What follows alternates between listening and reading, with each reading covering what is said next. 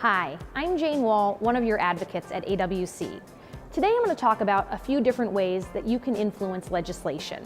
There's the public hearing process, which we'll talk about in a little bit, but there's also a process called working the doors. When a bill gets to the House or Senate floor, there isn't an opportunity to publicly speak on a bill.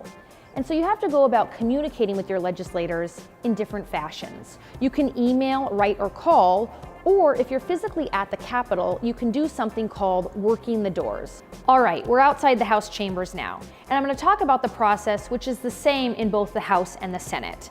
Outside of either the House or Senate, you are going to find a pad of paper. In the House, it's a white sheet, and in the Senate, it's a blue, where you can write your note. You're going to put simple things like your name, who it's to, and a very brief note about what you want to talk to your senator or representative about. Typically something like, "Dear Representative Smith, I want to talk to you briefly about House Bill 1290. Do you have an opportunity to come out?" You want to also make sure that you put their seat number, and there's a place for that on the pad. You can find where they sit on a piece of paper right outside the doors, look up their name, go to their corresponding seat, and go ahead and put it up there.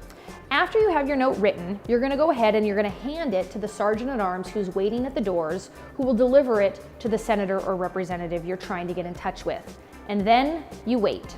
In addition to working the doors, there are other ways you can weigh in on legislation. And one of those ways is through public testimony in committee hearings. In order to do that, you have to first sign up to testify. And there are a couple different ways to do that. The legislature, just like the rest of the world, is moving into the 21st century and getting away from physical paper. And they're asking that you now sign in electronically in order to testify in a committee hearing. Once you've arrived where you need to testify, you're going to find a kiosk where you can sign into the bill. It's pretty self-explanatory. It'll ask for your name, your position on the bill, and whether you're wishing to testify. If you are wishing to testify, once you finish this up, you need to go into the actual committee room and wait until the chair calls you up in order to provide input. In addition to signing in at a kiosk, you also have the ability to do it from your electronic device, your phone or computer.